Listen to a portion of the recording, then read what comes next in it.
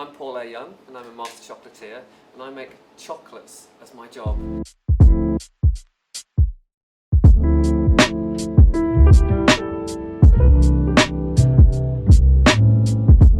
So I'm sure you all love chocolate as much as me. I love it. And it's always good to know where it's made. And this is my kitchen where we hand make everything, where you can see what really happens to make your favourite treat. Some of the key skills needed are using your hands, being artistic and creative. And with chocolate we need to do lots of exciting things with it to make the chocolates. So we melt it, we bake it, we mould it, we sculpt it, pipe it, decorate it. So for me to make chocolates, I take this solid cold chocolate, which is really shiny and smooth. I need to melt it down to become a liquid. So warming it, it becomes a really glossy liquid. Then I need to cool it down again. I then use it and mould it and create it into different shapes and chocolate bars or truffles. And when it's cold again, it becomes like this, solid and crisp and shiny.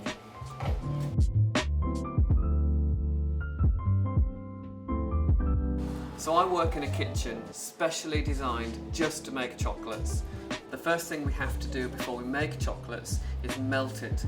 And I do this by putting it in a bain-marie, which is basically a water bath, warm water below, chocolate above, and over time, all night, it becomes this smooth, warm, liquid chocolate. Tempering chocolate is the most exciting part of chocolate making, and it's also the key thing to make beautiful chocolates that you eat every day. It's lots of melted chocolate, like this. This is a dark chocolate. I'm going to pour it out onto a big marble slab, and I'm going to mix and cool it down. And if I spread it really thinly, right across the slab, the temperature of the chocolate's cooling down, which is going to make the chocolate really shiny and really crisp. And now I'm going to scrape all the chocolate back into the middle, walking along. And it smells gorgeous, and it tastes gorgeous. There we go. And then I'm going to spread it out again. So I'm cooling the chocolate down until it starts to set, until it starts to harden.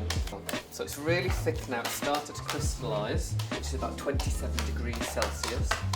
I'm going to scrape it off the slab, back into my vat of warm chocolate that I've left here. So now I need to mix the chocolate that's at the top of the vat into the chocolate at the bottom, so that the chocolate at the bottom warms all of the chocolate up.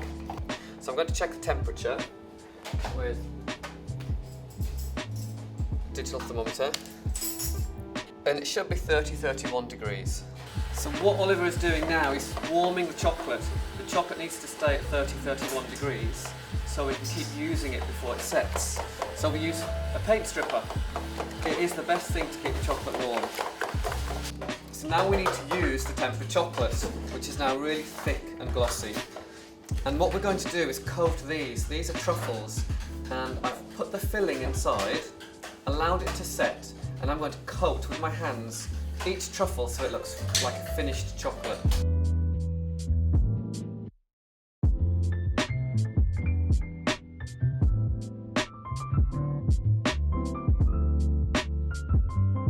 Right, we've coated all the truffles. They're all shiny and completely covered in chocolate. We need to decorate them. And I've got 3 colours here, red, green and white, and they're coloured cocoa butter, and this is cocoa butter.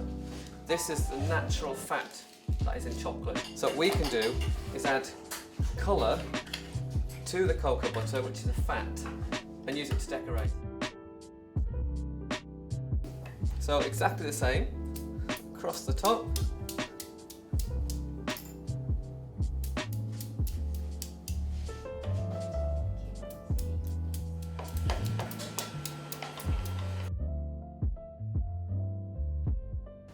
So everything I've just shown you, the solid chocolate being melted, remoulded and shaped and reset to create this lovely shiny finish on the chocolates, creates everything you see around me and creates everything that you eat when you eat your favourite chocolate bar.